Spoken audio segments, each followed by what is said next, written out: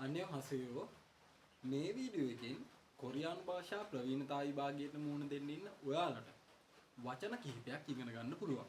එතකොට මම මේ වීඩියෝ සීරීස් එකේ මේ වගේ වචන ගොඩක් ඔයාලට ඉදිරිපත් කරනවා. දැන් මෙහෙමනේ කොරියානු විභාගයේ ලියද්දී අනිවාර්යයෙන්ම ලොකු වචන දැනුමක් තියෙන්න ඕන. ඒ කියන්නේ අපි අවම වශයෙන් ගත්තොත් එහෙම වචන 3-4000ක්වත් ඉගෙනගෙන තියෙන්න ඕන. ඔව් බය වෙන්න එපා. වචන 3-4000ක් කියලා කියන්නේ ඔයා මේ වැඩපිළිවෙල ක්‍රමක්‍රමයෙන් හරියට කරගෙන යද්දී ඊටාම සිම්පල් දෙයක්. කෙටියෙන් කිව්වොත් ඊටාම සිම්පල් දෙයක්. ඒ කියන්නේ ඔයාලට තියෙන දිනපතා මම දෙන වචන පාඩම් කරගන්න එක. මේ විදිහට කාලයක් තිස්සේ අපි හිතමු මාස 3ක් ගත්තා කියලා. ඔන්න ඒ මාස 3-4 ඇතුළත ඔයා මම මේ දෙන වචන හරියට පාඩම් කරගෙන ගියොත් එහෙම නොදැනීම ඔයාට වචන 5000ක විතර හොඳ වචන බැංකුවක් එකතු කරගන්න පුළුවන්. එහෙමනම් වැඩි කතාව ඕනේ නැහනේ. අපි බලමු අද මොකද්ද මම කියලා දෙන වචන කියලා.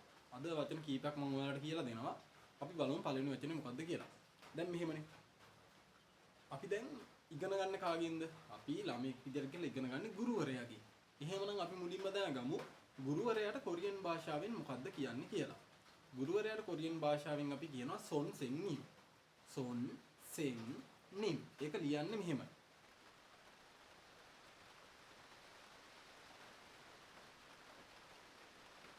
සොන් සෙන් නිම් ගුරුවරයා. මේක මෙහෙමයි ලියන්නේ මේ සොන් සෙන් නිම් ගුරුවරයා. සොන් සෙන් නිම් ගුරුවරයා. දැන් බලන්න විනාඩි කිහිපයනේ ගියේ. ඔයා දැන් දන්නවා කොරියන් භාෂාවෙන් ගුරුවරයාට මොකද්ද කියන්නේ කියලා. කොරියන් භාෂාවෙන් ගුරුවරයාට කියන්නේ මොකද්ද කියලා දැන් ඔයා දන්නවා.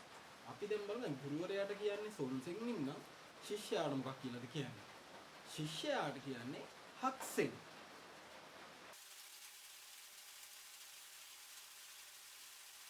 එතකොට ශිෂ්‍යයන් මොකද කියන්නේ? හක්සෙන්. මෙහෙමයි කියවන්නේ. හක්සෙන්. හක්සෙන්. ශිෂ්‍යයා. හක්සෙන් ශිෂ්‍යයා. දැන් බලන්න ඔයාලා කොරියන් වචන දෙකක් දන්නවා. ඔයාලා දන්නවද ඔරලෝසුවට කොරියන් භාෂාවෙන් කියන්නේ මොකද්ද කියලා? දැන් ඉංග්‍රීසි භාෂාවෙන් ගත්තොත් ඔරලෝසුව මොකක් කියලාද කියන්නේ? ඉංග්‍රීසි භාෂාවෙන් කියන්නේ watch. එහෙම නැත්නම් clock. අතේ බඳින එකට watch. විත්‍ය ඔරලෝසුවට clock. එහෙමනම් කොරියන් භාෂාවෙන් ඔරලෝසුව මොකක් කියලාද කියන්නේ? ඔරලෝසුව අපි කියනවා සිගේ. සිගේ. මෙන්න මෙහෙමයි ඒක ලියන්නේ.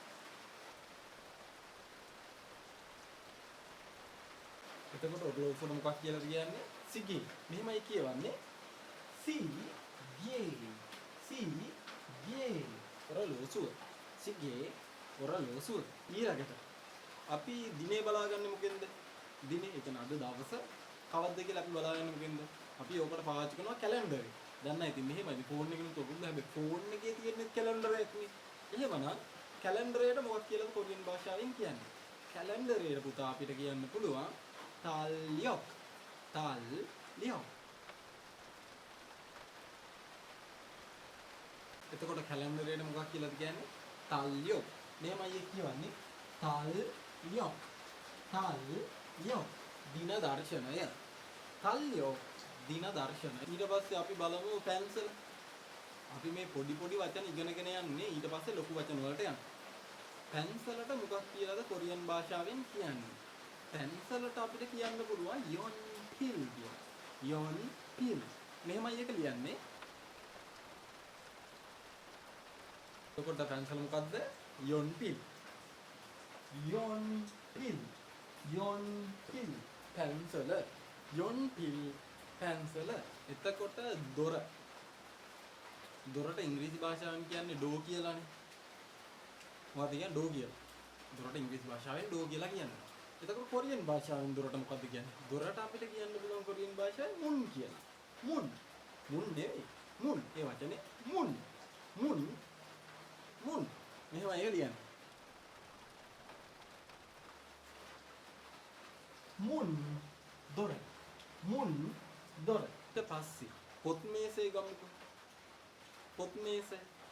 පොත් මේසේට අපිට කොරියන් භාෂාවෙන් කියන්න පුළුවන් චෙක් සං කියලා. චෙක් සං.